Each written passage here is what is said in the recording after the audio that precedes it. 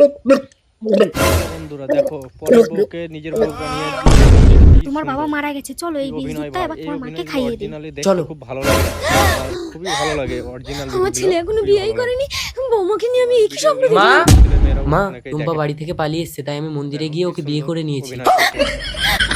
মা, কি হয়েছে তোমার? টুম্পা, মার জন্য জল নিয়ে এসো। কি হয়েছে? কি হলো মা? জল। এই নিন মা, জল খান। না না, আমি তোর হাতে জল খাবো না। আরে কি হলো? নতুন বউবার হাতে জল খেতে চাইছো না কেন? এই দাও তো বৌমা, আমি খেয়ে দিচ্ছি। না, তুমিও খাবে না। এই যাও তো। আরে আরে খেও না। তুমি ঠিক আছো তো? মস্ত পাগল। এই চলো তো, আমি একটু বাজার থেকে চা খেয়ে আসি। মা, তুমি ঠিক আছো তো? হ্যাঁ। এসো টুম্পা। না, এই বৌমা বেঁচে থাকলে এর হাতেই আমাদের মৃত্যু হবে। এক কাজ করি, দুধে বিষ মিশিয়ে বৌমাকে খাইয়ে মেরে দেবো। বৌমা। হ্যাঁ মা, এই দুধটা খেয়ে নাও বৌমা। ঠিক আছে মা, খেয়ে নাও। এই তোমার মা আমাকে দুধ খেতে দিয়েছে, তুমি খেয়ে নাও। তোমাকে দিয়েছে, তুমি খাও। না না, তুমি নতুন নতুন বিয়ে করেছো, তোমার এখন পুষ্টির দরকার, তুমি খাও। ঠিক বলেছো।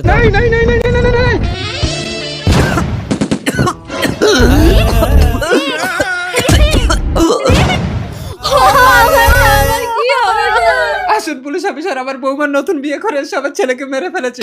চলুন থানায় চলুন। দাঁড়ান, আমার মেয়েকে কোথায় নিয়ে যাচ্ছেন? তোমার মেয়ে দুধে বিষ দিয়ে আমার ছেলেকে মেরে ফেলেছে। কিন্তু দুধটা তো শাশুড়ি মা আমাকেই খেতে দিয়েছিল। তবে এই কি ব্যাপার? আমি স্বপ্ন দেখেছিলাম বৌমা দুধে বিষ মিশিয়ে তোমাকে মেরে ফেলেছে। আমাকেও মারতে চেয়েছিল, তাই আমি বৌমাকে দুধে বিষ মিশিয়ে দিয়েছিলাম। কিন্তু বৌমা দুধটা ছেলেকে খাইয়ে দেবে আমি বুঝতে পারিনি গো। স্বপ্ন দেখে তুমি আপনি আপনার ছেলের খুনি, চলুন। কি গো? আর কাল রাতে রান্না করতে গিয়ে আমার হাতটা চলে গেছিল। আমি মাসিকে বলেছিলাম, তাও আমার জন্য রান্না করেনি, বলেছে নিজে করে খা। ওরা আমাকে পড়াশোনাও করতে দেয় না, তুমি যে আমার জন্য টাকাটা পাঠাও সেটা দিয়ে আমার জন্য কোনো খাবারও এনে দেয় না। শ্রেয়া, তুই এটা ওর সাথে কি করে করতে পারলি? তুই ওই নিজের মাসি হয়ে ওর সাথে এরকম করলি? তোর একটু লজ্জা করলো না? তোর টাকার দরকার হলে তুই আমায় বলতি, আমি তোকে টাকা পাঠিয়ে দিতাম। কিন্তু আমার মেয়ের খেয়ালটা তো অন্তত ঠিকভাবে রাখতি। দিদি দিদি তুই ভুল ভাবছিস, ও তো ছোট বাচ্চা, ও বানিয়ে বানিয়ে বলছে। আমরা ওর সবসময় খেয়াল রাখি। হ্যাঁ দিদি, ও তো এখন ছোট, ওকে যদি এখন একটা ছোট কাজ করতে বলি ও সেটাকে অনেক বড় কাজ মনে করে। ঋতিকা মা এরকম মিথ্যা কথা বলতে নেই শোনা, তোমার মা তো আমাদেরকে ভুল বুঝছে, তাই না?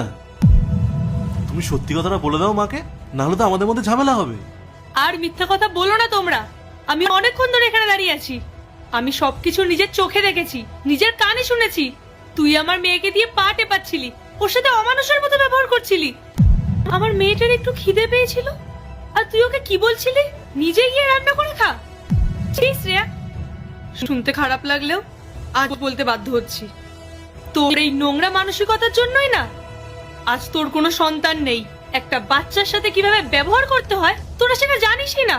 মনে রাখিস, বাচ্চারা কিন্তু ভগবানের রূপ হয়। দিদি দিদি তুই আমাদের ক্ষমা করে দে, আমাদের খুব ভুল হয়ে গেছে। আজকের পর থেকে কখনো আর এরকম করবো না। আমরা আজ থেকে ওকে নিজের সন্তানের মতো খেয়াল রাখবো। প্লিজ আমাদের তুই ক্ষমা করে দে। আজকের পর থেকে তোমরা আর সেই সুযোগ পাবেও না, তার কারণ ঋতিকাকে আমি আমার সাথে নিয়ে যাব। আর শ্রেয়া, তুই আমাকে বলেছিলিস না যে তোদের কোনো সন্তান নেই, তাই ঋতিকা তোদের সাথে থাকুক, তোরা ঋতিকার খেয়াল রাখবি। খেয়াল রাখা তো অনেক দূরের কথা, তোরা আমার মেয়েকে এই বাড়ির কাজের লোক বানিয়ে রেখে দিয়েছিলি। আরে টাকার প্রয়োজন হলে আমাকে বলতি, আমি টাকা পাঠাতাম। কিন্তু সেটা না করে তুই আমার মেয়েকে নিয়ে এসব করাচ্ছিস। ঠিক করিসনি এসব তুই।